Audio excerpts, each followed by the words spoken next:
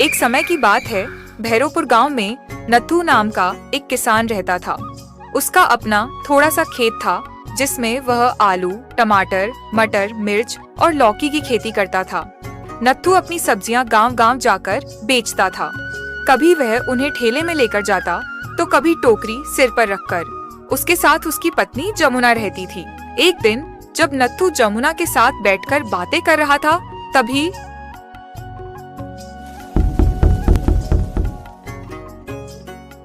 मेरा नाम जग्गा है और मैं पास के गांव धनौरी से आया हूँ। मैं सेठ रतनलाल मेहता का आदमी हूँ।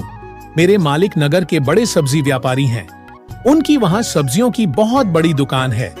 नगर में रोज बड़ी मात्रा में सब्जियों की जरूरत पड़ती है। सेठ जी चाहते हैं कि उन्हें ताजी और सीधी खेत से आई सब्जियां मिले। मैंने सुना है कि तुम तरह तरह की सब्जियां उगाते हो, आलू, मटर, मिर्च, लौकी और टमाटर वगैरह।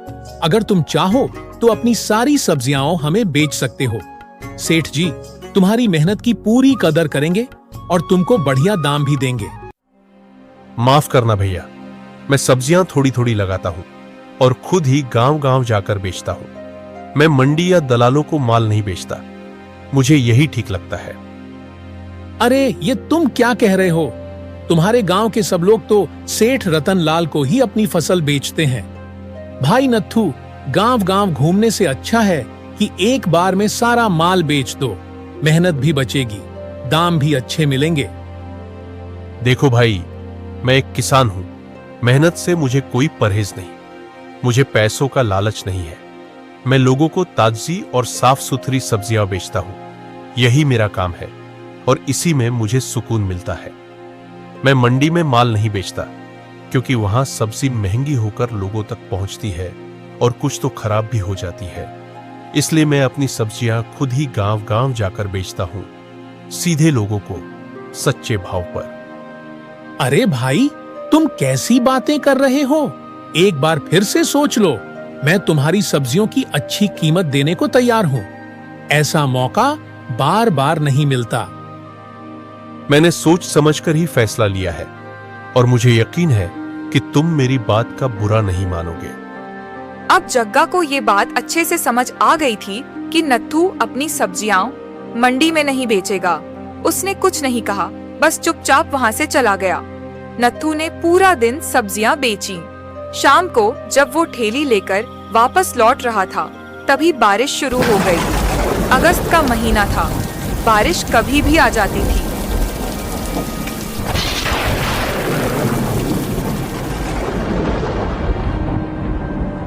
लगता है आज की रात यहीं गुजारनी पड़ेगी। तभी पास ही खड़े एक आदमी ने नत्थू को आवाज दी। अरे भैया, कौन हो तुम? हमारे गांव के तो नहीं लगते।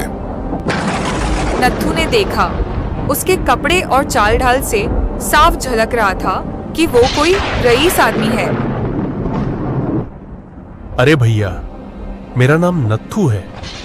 सब्जी बेचने आया था, लेकिन अब अंधेरा हो गया है, इसलिए आगे जाना मुश्किल है। सोच रहा हूं आज रात यहीं रुक जाऊं। क्या आप बता सकते हैं कहीं रुकने की कोई जगह मिल जाएगी? अरे भैया, ये भी कोई बात हुई? हमारे गांव में तुम्हें रात बिताने की जगह नहीं मिलेगी क्या? इतनी सी बात के लिए परेशान हो? कहीं जाने की जरूरत नहीं है। मेरा घर बड़ा है, आज रात तुम वहीं रुक जाओ। नत्थू ने ठेली एक तरफ खड़ी की, टोकरी नीचे रखी और उस आदमी के पास आकर खड़ा हो गया। सेठ जी, आपका ये एहसान मैं कभी नहीं भूलूंगा। आप जैसे लोग हैं तभी हम जैसे गरीब अब तक जी रहे हैं, वरना न जाने आज रात कहां भटकता फिरता।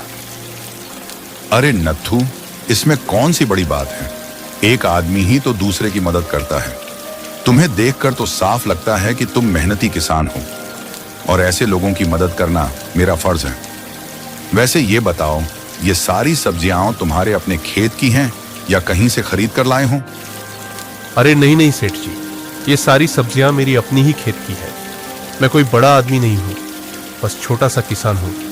अपनी मेहनत से पेट पालता हूं। फिर दोनों में काफी देर तक बातें होती रहीं। सेठ जी, मुझे सीधा लोगों को बेचना ही सही लगता है। अरे नत्थू, अगर हर किसान तुम्हारी तरह सोचने लगे तो कितना अच्छा हो। लोगों को ताजी सब्जियां सही दाम पर मिलेंगी। आजकल के दलाल सस्ते में खरीदते हैं और महंगे में बेचते हैं। वो माल भी अक्सर सही नहीं होता, पर आम आदमी को कहां कुछ पता चलता है और उसके पास कोई दूसरा रास्ता भी नहीं होता। आपने बिल्कुल ठीक कहा सेठ जी, लेकिन आजकल तो यही हो रहा है, इसलिए मैं अपनी सब्जियां सीधे लोगों को बेचता हूं। यही मेरा समाज के प्रति छोटा सा योगदान है। सच में नत्थू, तुम्हारे विचार बहुत नेक हैं। अगर हर कोई तुम्हारी तरह सोचे तो दुनिया कितनी अच्छी हो जाए। अब रात काफी हो गई है, तुम्हें सुबह जल्दी उठना भी है। आराम से यहीं सो जाओ, मैं भी अब सोने जा रहा हूं। जी सेठ जी, सही कह रहे हैं। मुझे सुबह जल्दी उठना है, अब मैं आराम करने चला जाता हूँ। इसके बाद दोनों आराम करने चले गए। सेठ जी ने नत्थू के लिए एक चारपाई डाल दी। नत्थू लेटा तो गया, लेकिन उसकी आंखें छत की ओर थीं। वो कुछ सोचने लगा। ये कितने अच्छे इंसान हैं, मेरे लिए चारपाई तक डाल दी। इतना धन संपत्ति होने पर भी इनमें जरा सा भी घमंड नहीं। दिल से कितने नेक और साफ है। ऐसे लोग अब कहाँ मिलते हैं। यही सब सोचते सोचते नत्थू की आंखें बंद होने लगीं और वो गहरी नींद में सो गया। सुबह नत्थू की नींद चिड़ियों की चहचहाहट से खुली। उसने आंखें मली, उठकर बैठ गया।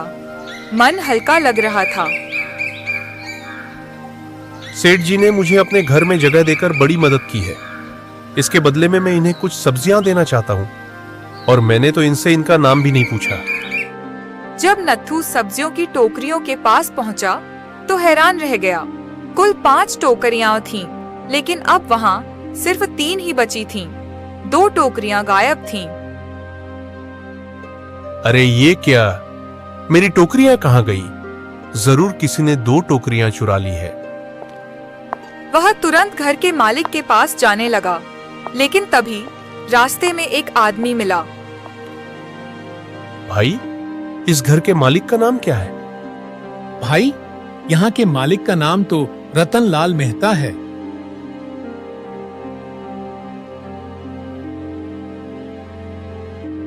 क्या? रतनलाल मेहता? ओहो, मैंने तो रात में नाम भी नहीं पूछा। जरूर टोकरियां सेठ ने ही उठाई होंगी, बदला लेने के लिए। ये सोचते ही नत्थू तेजी से सेठ के पास गया। उसका चेहरा हैरानी और बेचैनी से भरा था। सेठ जी, मैंने रात को अपनी 5 टोकरियां यही रखी थी। अब उनमें से 2 गायब है। क्या आपको कुछ पता है कि क्या हुआ? क्या कह रहे हो तुम? तुम्हारे सामने ही तो मैं अंदर जाकर सो गया था, और अब मुझ पर ही आरोप लगा रहे हो? लगता है तुम्हें अपने घर में जगह देकर मैंने गलती कर दी। यह सुनते ही नत्थू सब कुछ समझ गया। दोनों टोकरियां सेठ ने ही चुराई थीं। वह गुस्से से तमतमा उठा और बोला, पहले मेरा भरोसा जीता और फिर धोखा दिया सेठ। मैं तो तुम्हें नेक इंसान समझता था, लेकिन तुम तो चालबाज निकले। मेरे सोते ही मेरी 2 टोकरियां गायब कर दी। नत्थू, तुम्हारा दिमाग तो ठीक है। जिस थाली में खाया उसी में छेद कर दिया। मैंने मदद की और तुम मुझ पर ही चोरी का इल्जाम लगा रहे हो।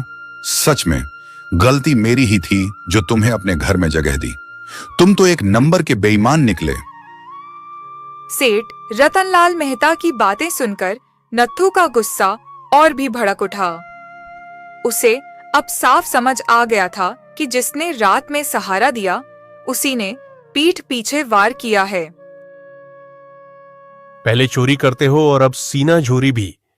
झूठ बोलना बंद करो और चुपचाप मेरी टोकरियां लौटाओ, फिर मैं यहां से चला जाऊंगा। अच्छा, अब तू मुझे धमकी देगा? चुपचाप यहां से निकल जा, वरना धक्के मारकर निकालूंगा। सेठ रतनलाल मेहता की यह बात सुनकर नत्थू मन ही मन सोचने लगा। अब इससे बहस करना बेकार है। नत्थू ने अपनी सारी सब्जियां थैली में रखीं और सीधा राजा के दरबार पहुंचा। वहां उसने बीती रात की पूरी घटना राजा को सुनाई। तुम्हारा कहना मैं मान लेता हूँ, लेकिन क्या वाकई इतना अमीर आदमी कुछ सब्जियों के लिए चोरी करेगा? सोचो नत्थू, कहीं कोई और तो नहीं जो तुम्हारी मेहनत पर हाथ साफ कर गया हो? नहीं राजा जी, मुझे पूरा यकीन है यह काम किसी और का नहीं, सिर्फ सेठ रतनलाल का ही है। अब इसका फैसला तो सेठ रतनलाल से बात करके ही लिया जाएगा। सच और झूठ का भेद अब राजमहल में ही होगा। सिपाहियों, सेठ रतनलाल को तुरंत हाजिर किया जाए। जब सेठ रतनलाल राजमहल पहुंचा तो उसने दरबार में पहले से खड़े नत्थू को देखा। राजा जी, मैं बिल्कुल ही निर्दोष हूँ। मैंने इस किसान की मदद के उद्देश्य से उसे अपने घर में जगह दी थी, लेकिन उल्टा ये मुझ पर ही आरोप लगा रहा है। भला मैं इसकी सब्जियां क्यों चुराऊंगा? मेरे तो खुद के खेतों में ढेर सारी सब्जियां हैं, लेकिन ये एहसान फरामोश मुझ पर ही उंगली उठा रहा है। इसकी सब्जियां कहां गईं, मुझे कुछ भी नहीं पता। चोरी तुम्हारे घर से हुई है तो जवाब भी तुम्हें ही देना होगा। सुनो सेठ, अगर सच में तुम्हारे खेत में ढेर सारी सब्जियां हैं तो उनमें से एक सब्जी अभी लेकर आओ, यहीं हमारे सामने। सेठ रतनलाल मेहता सब्जी लेने के लिए अपने खेतों की ओर चले जाते हैं और राजा जी नत्थू से फिर से चोरी की जानकारी लेने लगते हैं।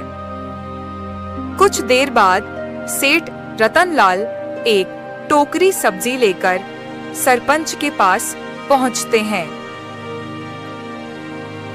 यह लीजिए राजा जी, मैं अपने खेतों से सब्जी लेकर आया हूँ। नत्थू, तुम भी अपनी थैली से एक सब्जी निकाल कर लाओ। नत्थू भी अपने ठेले से एक सब्जी लेकर आता है। वहां पर गांव के कुछ और लोग भी मौजूद थे। राजा जी ने गांव के एक आदमी को इशारा करते हुए कहा, इसका नाम हरीश है और यह तरह तरह की सब्जियों का पारखी है। सब्जियों की गुणवत्ता को बहुत ही अच्छे से परख लेता है, इसलिए मैंने इसे यहाँ बुलाया है ताकि यह सब्जी की अच्छी तरह से परख कर सके। हरीश, क्या तुम इन सब्जियों को जांच कर यह बता सकते हो कि ये सब्जियां एक ही खेत की हैं या अलग अलग खेतों की? हरीश ने सब्जियों को बहुत ही ध्यान से देखा और कहने लगा, इन्हें देखकर तो कोई फर्क नहीं लगता है राजा जी, लेकिन इन्हें काटकर इनके स्वाद से फर्क का पता लगाया जा सकता है। अगर ऐसा है तो तुम इन्हें तुरंत ही चखो और मुझे बताओ कि ये सब्जियां एक ही खेत की हैं या नहीं। राजा के कहने पर हरीश ने सेठ की सब्जी छकी। जैसे ही खाया वह चक्कर खाकर गिर पड़ा। सब लोग चौंक गए। रघुनंदन, तुम तो गांव के वैद्य हो, जरा हरीश को देखकर बताओ इसे क्या हो गया है। राजा जी, इस सब्जी में जहर मिला हुआ है। यही कारण है कि हरीश इसे खाते ही बेहोश हो गया। अगर समय पर इलाज न हुआ तो इसकी जान भी जा सकती है। मुझे इसे तुरंत अपने घर ले जाकर दवा देनी होगी। इसके बाद कुछ लोगों की मदद से रघुनंदन हरीश को अपने घर ले गया। सब हैरान थे कि सब्जी में जहर कैसे मिला। राजा की नजर अब सेठ की ओर थी। ये क्या रतनलाल, तुम लोगों को मारना चाहते हो? तुमने अपने खेतों में जहरीली सब्जियां उगाई हैं। इससे पहले भी मैंने एक मामला सुना था जिसमें एक व्यक्ति की मौत जहरीली सब्जी खाने से हो गई थी। जरूर वही सब्जी तुमने उसे दी होगी। अब तुम पर चोरी के साथ साथ हत्या का भी आरोप लगेगा। यह सुनकर सेठ रतनलाल घबरा गया और वह राजा को घर के अंदर एक अलग कमरे में ले गया। राजा जी, माफ कीजिए, ये सब्जी मेरी नहीं, नत्थू की है। मुझे नहीं पता था कि वो जहरीली है, वरना कभी चोरी ना करता। सजा देनी है तो उसी को दीजिए। अगर आप चाहें तो मैं आपको अच्छा इनाम दे सकता हूँ, बस मुझे बचा लीजिए। एक तो तुमने चोरी की, ऊपर से मुझे रिश्वत की पेशकश कर रहे हो और अब तुम नत्थू को फंसाना चाहते हो। मुझे पूरा यकीन हो गया है कि इससे पहले भी तुम कई अपराध कर चुके हो। तुम्हारे जैसे धूर्त से अब सख्ती से निपटना ही होगा। इसी बीच नत्थू, हरीश और वैद्य जी वहां पहुंच जाते हैं। हरीश को जिंदा और ठीक ठाक देखकर सेठ रतनलाल चौंक जाता है। अरे ये तो बिल्कुल ठीक है, और अगर कुछ हो भी जाता तो मेरा कोई कसूर नहीं था। ये सब्जियां तो उस किसान नत्थू की थीं जो मैंने चुरा ली थी, इसलिए मुझ पर हत्या का आरोप नहीं लग सकता। तुमने तो खुद ही अपना जुर्म कबूल कर लिया सेठ रतनलाल। यही तो हमारा मकसद था। हरीश कोई सब्जी विशेषज्ञ नहीं, ये सब सिर्फ एक नाटक था तुम्हें पकड़ने के लिए। नत्थू के पास सबूत नहीं था, लेकिन उसने तुम्हारे आदमी को मंडी में पहचान लिया था। जब उसने उसे सब्जी नहीं बेची तो तुमने उसे अपने घर बुला लिया। तुम जैसे लालची दलालों की वजह से ही किसान बर्बाद होते हैं। अगर फिर किसी गरीब को सताया तो सजा भी बड़ी मिलेगी। तो इस तरह राजा के न्याय से भैरवपुर में सब सुख शांति से रहने लगे। आपको यह कहानी कैसी लगी? कमेंट करके हमें जरूर बताएं।